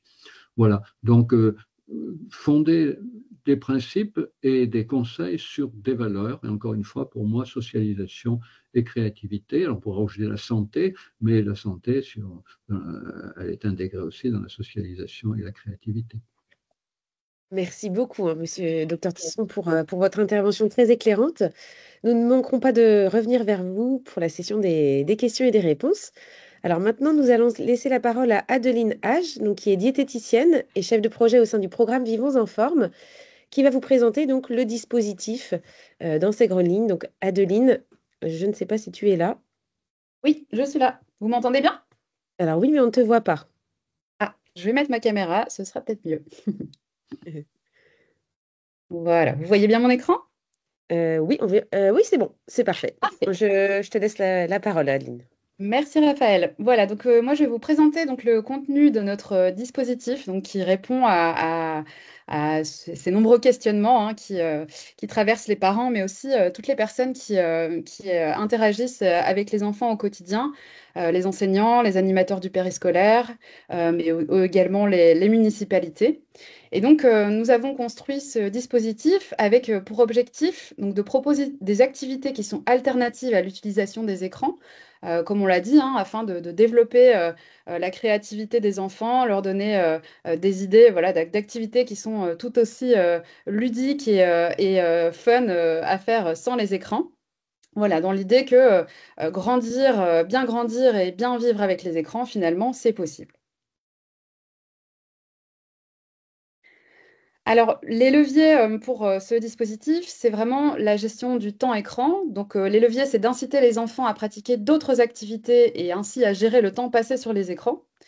Et au niveau des relais, donc on a imaginé des outils à destination des enseignants, des animateurs du périscolaire, mais aussi des parents, puisqu'on l'a vu, hein, ils sont très impliqués dans l'utilisation des écrans chez leurs enfants, et les municipalités. La posture du dispositif, c'est vraiment d'éviter la diabolisation et d'éviter la stigmatisation. Donc, même si les parents ont besoin d'être informés, l'idée, c'est vraiment de rendre l'utilisation, les autres activités sans écran tout aussi ludiques et amusantes. Et l'idée, c'est d'utiliser aussi la politique des petits pas. Voilà, donc ne pas chercher à révolutionner complètement du jour au lendemain les pratiques, mais vraiment de petit à petit mettre des changements en place qui seront plus durables sur le long terme. Alors voici le contenu de notre dispositif. Donc un certain nombre d'outils sont à destination des parents. Alors chez Vivons en Forme, quand on crée une thématique ou un dispositif, évidemment la cible finale, ce sont les enfants, alors, principalement entre 6 et 11 ans, puisque on cherche à faire changer les habitudes dans un sens favorable à la santé sur le long terme. Mais l'idée, c'est que à travers les enfants qu'on va pouvoir toucher lors des temps scolaires et périscolaires, on puisse également toucher les parents avec des livrets notamment qui leur sont adressés. Ensuite, nous avons imaginé également une brochure à destination des professionnels qui encadrent les enfants, puis un volet qui est à destination, qui est utilisable à l'école par les enseignants, des outils ludopédagogiques qui vont être remis directement aux enfants et des fiches actions qui vont être utilisables aussi bien par les enseignants que les animateurs, les parents, mais aussi la ville. Alors voici un aperçu du petit guide parent qui contient donc voilà, les risques d'une surutilisation des écrans, quelques conseils pour voilà, des situations du quotidien. Je rentre du travail, que faire avec mon enfant alors que je dois préparer le repas et qu'il me demande de l'attention sans le mettre devant un écran.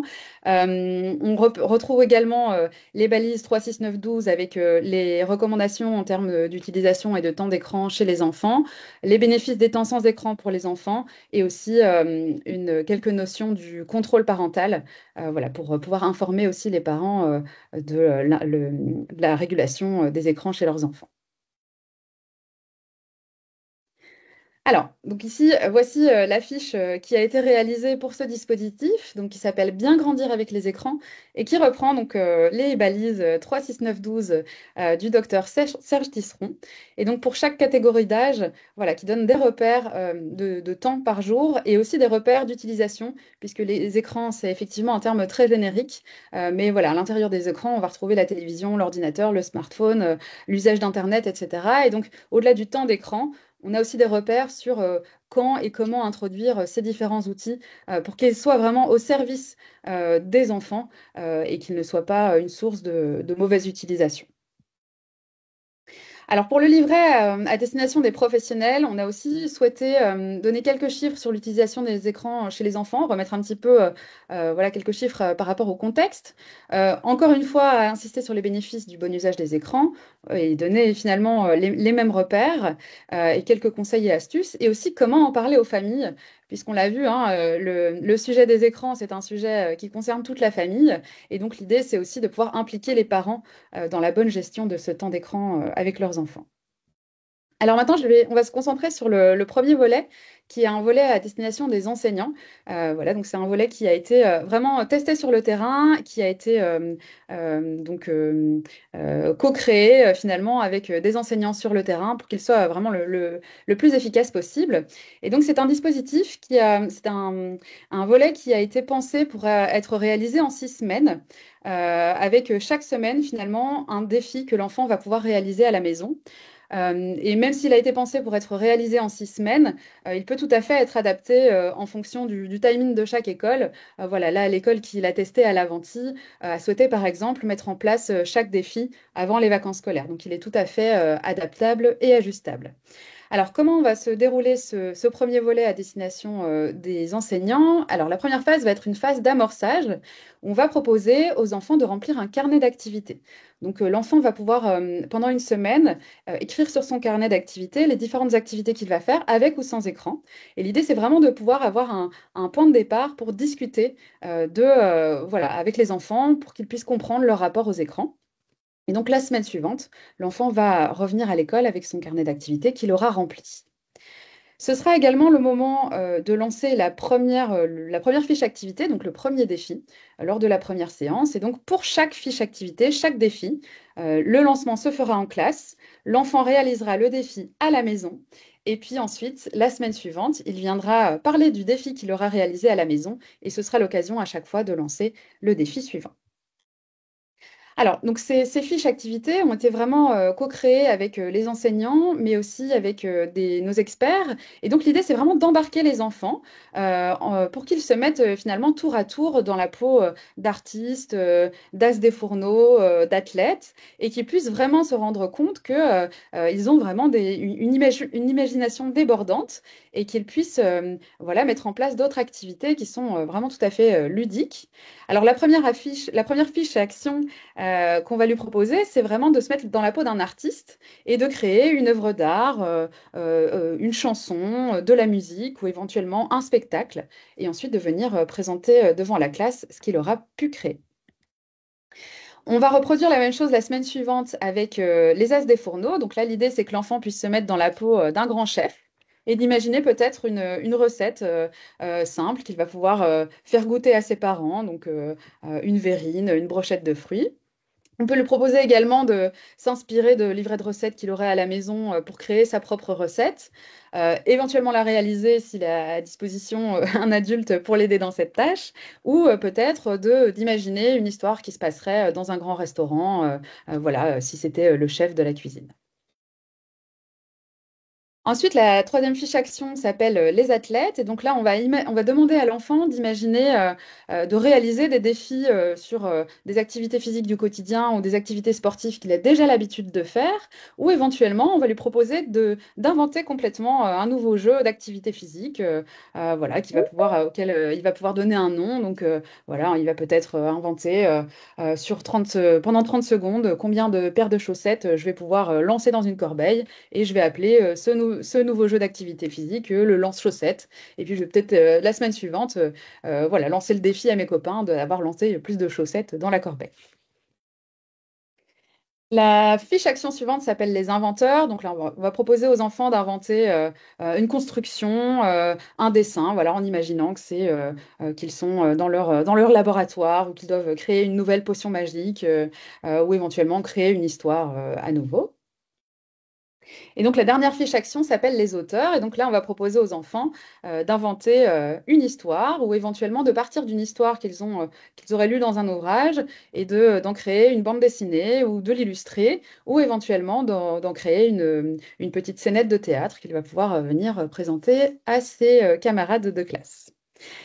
Pour cette fiche action les auteurs, nous avons imaginé également un passeport lecture avec 6 ouvrages que l'enfant va pouvoir lire sur l'année scolaire.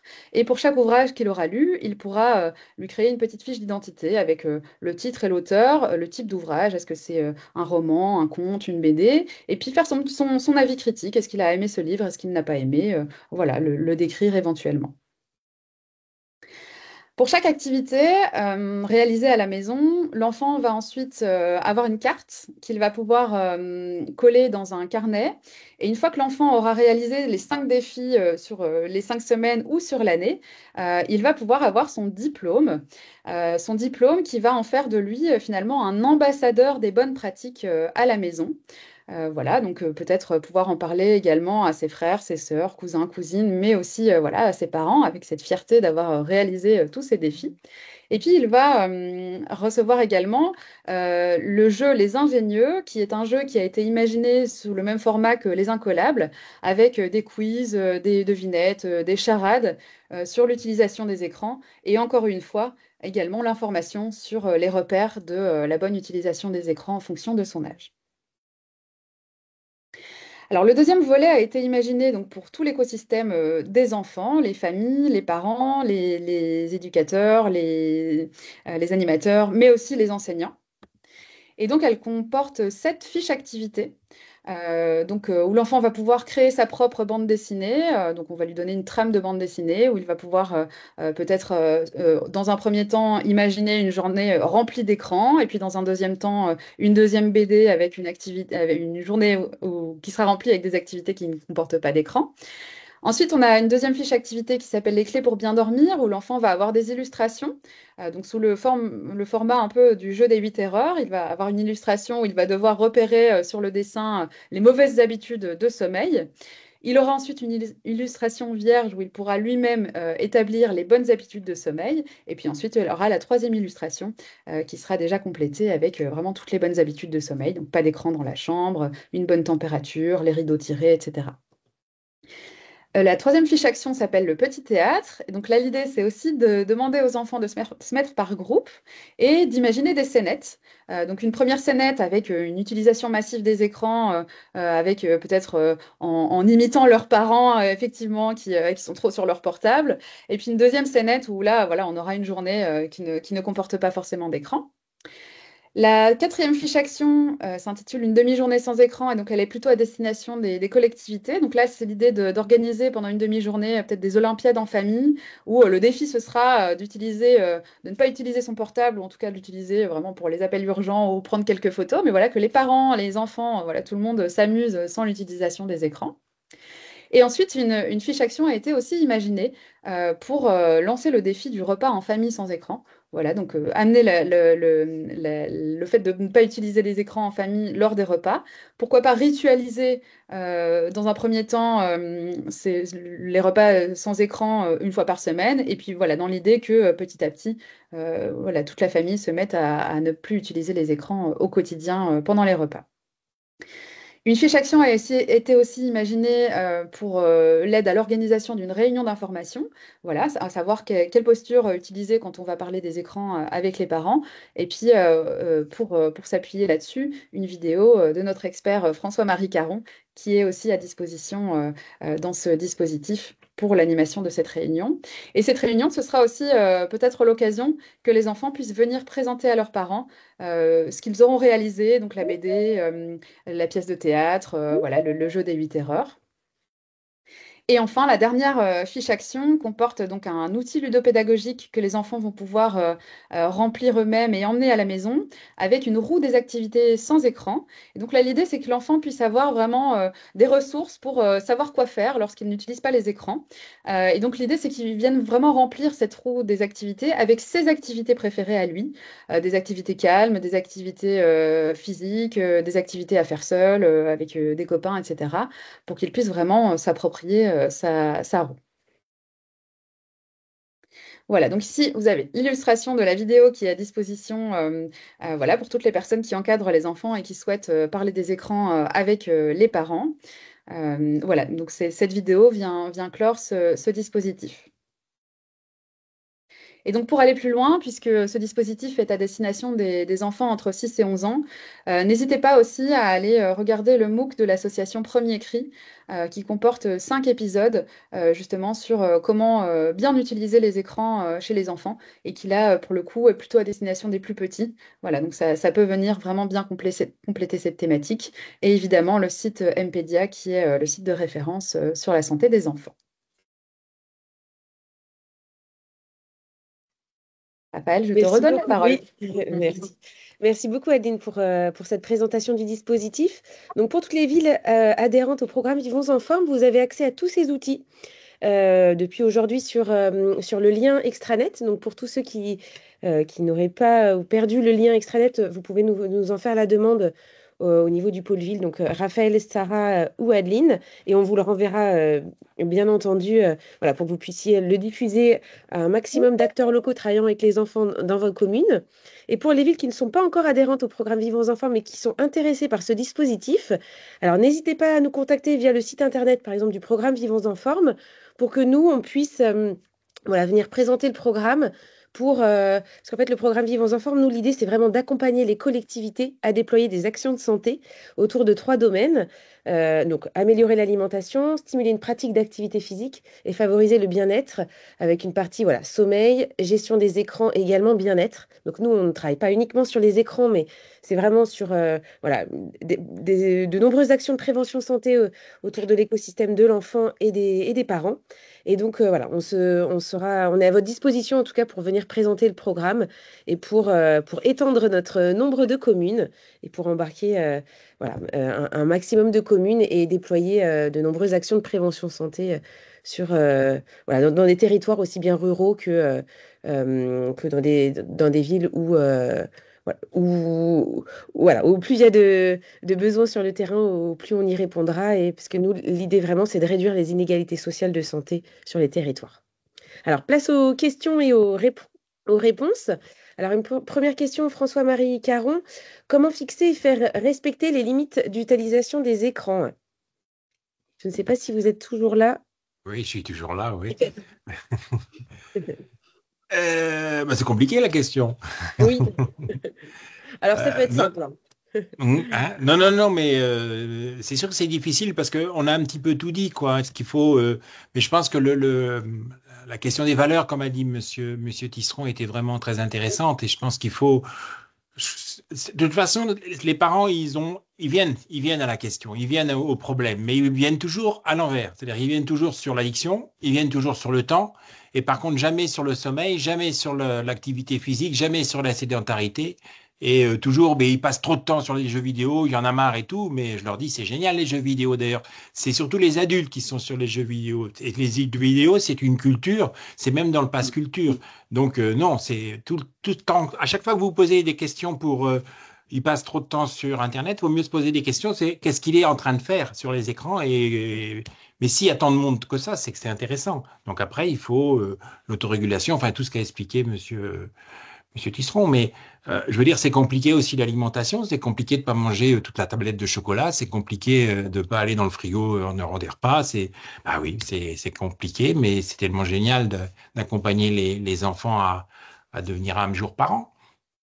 Oui. Mais j'ai pas de règles, j'ai pas de trucs. Mais Monsieur Tisseron, je pense qu'il est plus adapté à répondre là.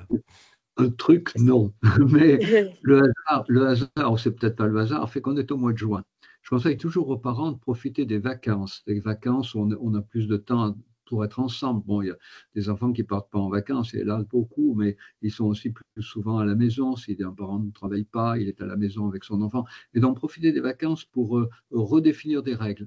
Avec l'idée, vous savez, que les enfants, c'est pas comme nous, les adultes. Les enfants, chaque année, ils vont changer d'enseignant, ils vont changer de salle de classe. Alors, d'ailleurs, j'ai appris qu'au Danemark, les enfants restent dans la même salle de classe avec le même enseignant durant tout l'élémentaire.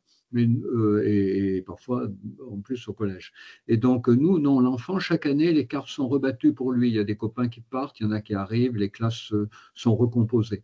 Et donc profiter de ce moment des vacances, qui est d'ailleurs aussi spontanément, parfois dans les familles, au moment où on invite l'enfant à se débarrasser de ses vieux jouets. On fait le ménage dans la chambre, ta chambre est vraiment très embouteillée, tu n'as pas besoin de tout ça, voilà, peut-être tu n'as plus besoin d'objets que tu utilisais il y a 3-4 ans, voilà, on va les jeter. Donc profitez profiter de tous ces changements pour dire à l'enfant, ben voilà, maintenant tu as grandi, maintenant tu vas peut-être plus regarder les dessins animés aussi longtemps, mais par contre on va regarder un long métrage ensemble une fois par semaine. C'est-à-dire intégrer les changements dans une valorisation du fait que l'enfant grandit, qu'il est capable de comprendre plus de choses, qu'il est capable de s'intéresser à des choses nouvelles. Ou bien alors, on va prendre du temps pour discuter ensemble des photos qu'on fait chacun en vacances. Voilà. Et donc, du coup, vous voyez, pas penser les choses en termes d'interdiction, mais en termes de propositions valorisantes. Et intégrer, bien entendu, tous les membres de la famille dans ces propositions, parce que les écrans, bon, François-Marie Caron l'a dit, ils sont tellement puissants avec les algorithmes, il faudrait faire vraiment un webinaire sur les algorithmes des écrans, on ne se rend pas compte à quel point on est manipulé par les algorithmes, et du coup, on peut s'en sortir que tous ensemble, c'est-à-dire en se donnant des conseils mutuels. Donc, qu'est-ce qu'on fait? Bon, on établit des règles familiales, et chacun aide les autres à respecter les règles familiales. Mais hors les règles familiales, point de salut. Les parents ne peuvent pas imposer à leurs enfants des règles qu'ils ne suivent pas, c'est le principe d'exemplarité. Mais encore une fois, profiter des vacances pour penser les règles, soit les repenser, soit si on ne les a jamais formulées, formuler un certain nombre de règles qu'on décide ensemble. C'est une sorte d'agora, c'est la démocratie, on discute, on est une famille, on est un groupe, on fonctionne de façon démocratique, on discute, on fixe des règles, et puis voilà, on essaye de les respecter ensemble. Super, merci beaucoup pour votre réponse à tous les deux.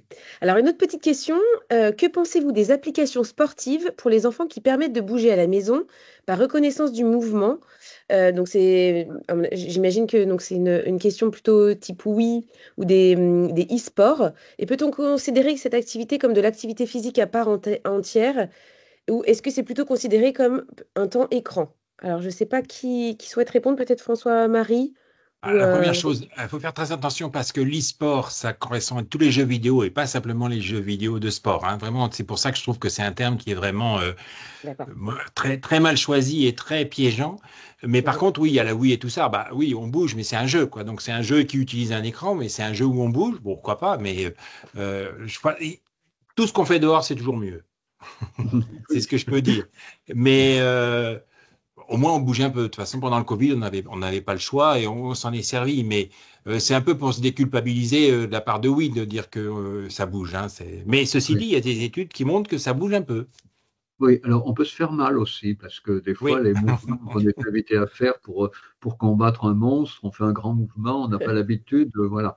Alors que quand on a une activité physique, on mesure mieux les possibilités de son corps. On n'a pas un modèle à suivre, voilà, la compétition, voilà. Donc oui, moi, rien ne remplace l'activité physique, bien sûr, en extérieur. Cette activité de console, activité sportive console, c'est surtout les avantages ont surtout été montrés pour les personnes âgées, parce que ça crée de la sociabilité dans les EHPAD. Mais pour les jeunes, non, il faut qu'ils soient dehors. Vous avez vu la fin du Covid, hein, on a ouvert les portes des écoles, des enseignants ont dit, mais comment ils vont faire pour communiquer après avoir été si longtemps tout seuls chez eux? Dès qu'on a ouvert la porte des écoles et des cours de récréation, ils se sont mis à courir, à hurler, à se battre. Ça, c'est l'ADN de l'enfance. Super. Par, par- Merci par contre, beaucoup. Oui, non. sur le sujet, ce qu'il faut se dire, c'est qu'il y a énormément d'applications, type Strava ou des choses comme ça, qui Oui. augmentent l'activité physique et qui comparent entre eux. Et c'est vraiment, enfin, je veux dire, faut pas, on dit oui, mais c'est encore un écran. Non, ça n'a rien à voir. C'est vraiment pour augmenter les possibilités, les échanges, la sociabilité par rapport au sport. Et non, ça. Et d'ailleurs, il y a certains profs de sport qui s'en servent comme devoir à la maison où vous allez réaliser tel. Et ça, je trouve que c'est génial. Oui, quand c'est suivi, oui. Oui.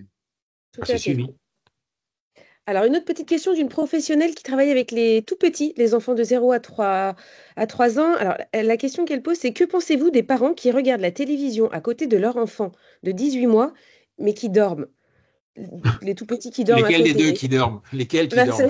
alors, c'est les enfants. L'enfant qui dort et les parents qui regardent la télévision à côté. Les professionnels voilà, demandent est-ce qu'il faut opter pour une rupture radicale ou plutôt progressive et est-ce que l'enfant est quand même, voilà, est quand même en lien avec l'écran ou pas? Est-ce que vous auriez une réponse à lui apporter? Tout dépend si c'est endormi avant que la télé soit allumée ou après. Mais oui, vaut mieux dormir dans sa chambre, quoi. Et on ne voit pas quelle valeur éducative, pédagogique, développementale ça pourrait avoir. Alors après, peut-être qu'il faut tenir compte aussi de parents qui vivent à plusieurs dans une seule pièce. Voilà, le bébé est un peu impatient, le parent se dit ben, je vais le prendre dans mes bras, et puis comme le parent c'est lors du feuilleton, ben, il prend le bébé dans les bras en commençant le feuilleton. Mais comment dire, il faut comprendre pourquoi ça se passe comme ça, et encore une fois, ça n'a aucune valeur.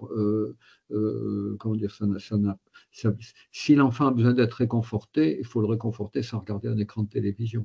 Et puis on le couche, puis après on regarde son écran de télévision. D'accord, super. Bon, bah, merci beaucoup. Alors là, une autre petite question, je pense plutôt pour Adeline. Combien de temps d'écran est approprié pour mon enfant? Adeline, peut-être je te laisse la parole pour rebondir sur nos outils. Oui, tout à fait. Donc, on l'a abordé plusieurs fois lors de l'intervention de nos deux experts. Mais effectivement, donc ça, c'est les balises 36912, on les retrouve dans nos outils, dans le livret parent, dans le livret à destination des professionnels et sur la fiche voilà, qui a été élaborée avec les balises 36912. Super. Bon, bah, merci Adeline. Et une autre question, je pense, d'un ou d'une enseignante. Comment les écrans affectent-ils l'apprentissage de l'enfant? Ah, est-ce que vous Voilà. savez que c'est plus facile d'apprendre à écrire avec une tablette qu'avec un crayon? Non. Après, je ne sais pas si on est plus fort en écriture après, mais que c'est plus rapide parce qu'il n'y a pas la tenue du crayon au début et après, bien sûr, il faut les deux, il faut le papier. Donc, vous voyez, il y a des choses qui sont contre-intuitives. On ne sait pas encore beaucoup, on commence à savoir, mais on ne sait pas encore beaucoup. Il y a des études qui se mettent en place, mais on a besoin de beaucoup plus d'études. Mais je crois qu'il ne faut pas tout de suite se dire, oh là là, Non, non, il faut de tout. On peut utiliser la tablette à l'école à condition qu'on n'utilise pas que la tablette. On peut utiliser l'écran interactif à condition qu'on n'utilise pas que l'écran, qu'on utilise le livre. Enfin, donc faut de tout un peu, mais il faut pas être tout le temps à se dire ah oui, mais c'est bien joli, mais il faudrait aucune tablette à l'école, ce qui est pas Oui. obligatoire. Ça dépend comment on s'en sert. Mais je pense que M. Tisseron sera plus. Oui, François-Marie, tu as parlé de l'écriture. J'ai parlé de la lecture. Alors, la Oui, oui, lecture. oui. Les enfants qui maîtrisent bien la lecture sur papier bénéficient d'un passage à une lecture sur tablette. Parce que la lecture sur papier, ça fait intervenir la mémoire narrative, on essaye de se souvenir ce qu'on a vu. La lecture sur tablette, sur ordinateur, il y a les hyperliens, c'est-à-dire on va chercher des informations annexes sur un mot, sur une phrase, etc. Et donc, si les enfants maîtrisent bien la lecture papier, ils vont bénéficier du passage à la tablette, ils vont passer de la mémoire narrative événementielle à une mémoire associative. Mais les enfants qui ne maîtrisent pas la lecture papier, ça va compliquer beaucoup leur vie de passer sur tablette. Et ils vont pâtir de ce passage. Donc, vous voyez la difficulté pour un enseignant. S'il y a la moitié des élèves qui maîtrisent bien la lecture papier et l'autre moitié qui ne maîtrisent pas, ben, il faut qu'ils choisissent de ne pas passer à la tablette parce qu'il va alourdir les difficultés de ceux qui ne maîtrisent pas la lecture papier, qui sont d'ailleurs souvent aussi des enfants qui grandissent dans des conditions sociales difficiles, mal accompagnés par leurs parents, tout simplement préoccupés par des tas d'autres choses, pas forcément des parents, il n'y a pas de babysitter, il n'y a pas tout ce personnel que les classes moyennes et aisées peuvent s'offrir.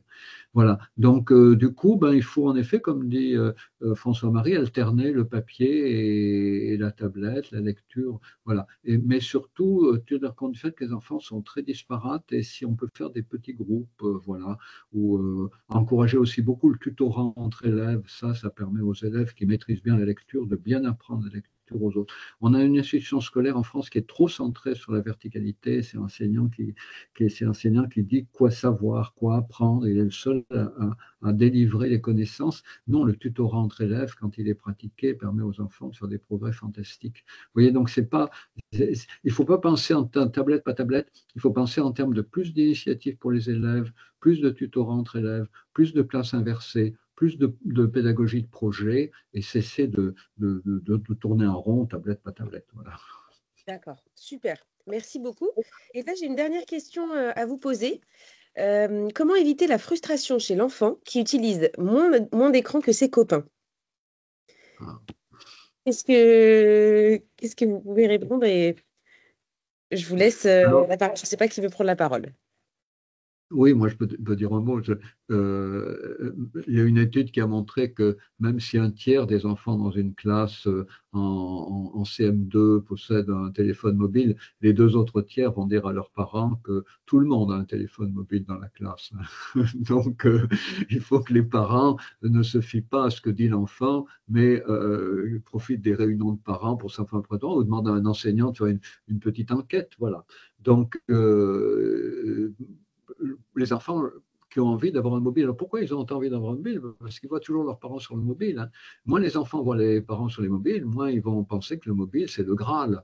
Voilà. Alors après, sachez aussi que si un enfant n'a pas de mobile dans une classe où la plupart des enfants en ont un, eh bien, il aura des camarades qui n'ont pas de mobile. Et puis, il aura des camarades qui ont un mobile, mais qui s'intéressent à la musique comme lui, ou au manga comme lui, ou au hockey comme lui. Voilà. Et donc, du coup, les enfants arrivent toujours à créer des liens avec des enfants qui ont des centres d'intérêt identiques aux siens. Donc voilà, les enfants qui n'ont pas de mobile, tout au moins jusqu'à la 5e, 4e, ne vont pas être handicapés dans leur socialisation. Après, ça se complique, parce que, ne serait-ce que parce que l'école donne parfois des informations au dernier moment qu'il faut récupérer sur les outils numériques. Et souvent, il y a une liste WhatsApp sur le téléphone mobile des enfants. C'est par là qu'ils s'informent même mutuellement des changements d'avis des enseignants possibles, etc. Donc après, ça devient plus compliqué. Mais faut pas que les parents croient tout ce que disent leurs enfants par rapport au fait que tous les copains ont un mobile.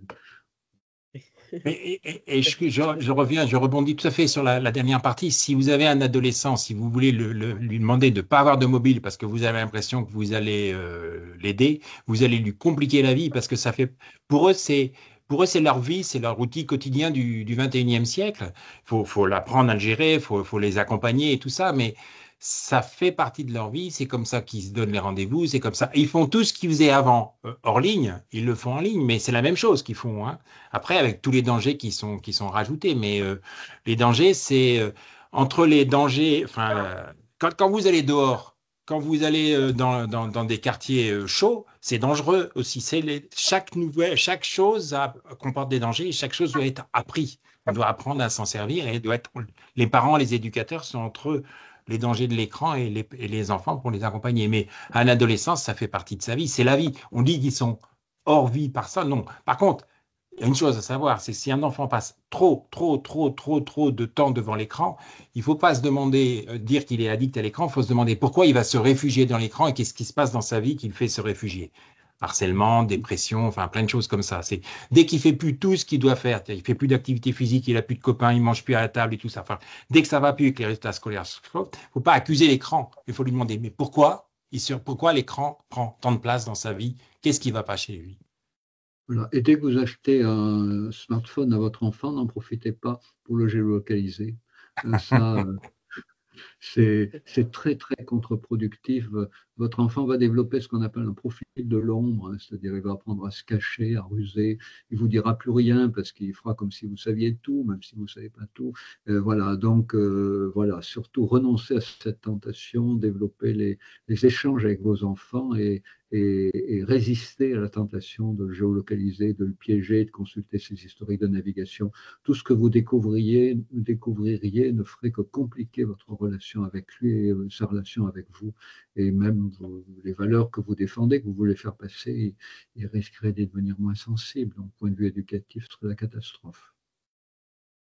Eh ben, merci beaucoup, en tout cas, pour vos retours et voilà, vos précisions. Et merci pour ces réponses très précieuses suite aux questions.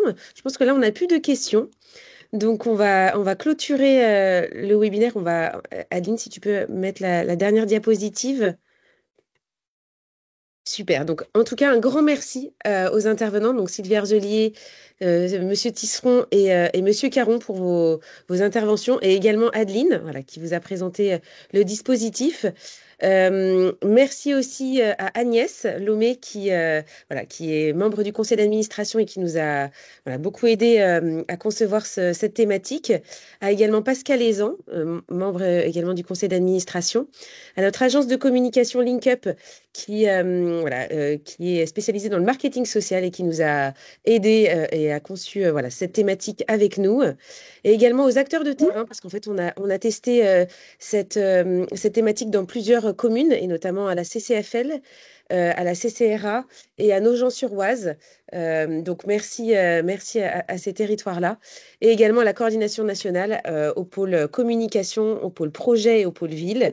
Voilà, à toutes les personnes qui ont œuvré à la réussite de ce webinaire et de ce dispositif. Voilà, pour les chefs de projet Vivons en forme, n'hésitez pas à revenir vers nous voilà, si vous avez des questions sur la thématique. Nous, on va réorganiser une réunion en visio en juillet avec Adeline pour vous représenter le dispositif et en tout cas vous répondre à vos questions. Parce que comme vous l'avez compris, c'est un dispositif et pas une formation. Adeline aussi diffusera donc le lien pour que vous puissiez le diffuser à grande échelle au niveau voilà, des différents acteurs, aussi bien des inspections que des enseignants, des infirmières scolaires, des centres périscolaires, etc. Voilà. Mais en tout cas, nous, de notre côté, au niveau du pôle ville, on est vraiment à votre disposition pour répondre à vos questions sur ce dispositif-là et vous aider à le déployer dans les communes. Et pour les communes voilà, qui ne sont pas adhérentes, n'hésitez pas à nous contacter également sur le site internet. On est à votre disposition voilà, pour présenter le programme Vivons en forme et vous accompagner pour déployer de nombreuses actions de prévention santé. N'hésitez pas aussi à nous suivre sur les réseaux sociaux, donc sur LinkedIn, Facebook et Instagram. Et on vous enverra d'ici la fin de semaine le replay que vous pourrez également diffuser dans vos communes et à vos collaborateurs voilà, pour présenter le dispositif et puis pour avoir accès à toutes ces interventions qui nous ont été présentées aujourd'hui. Merci à tous et très bonne journée et à bientôt. Merci à vous. Bonne journée, merci.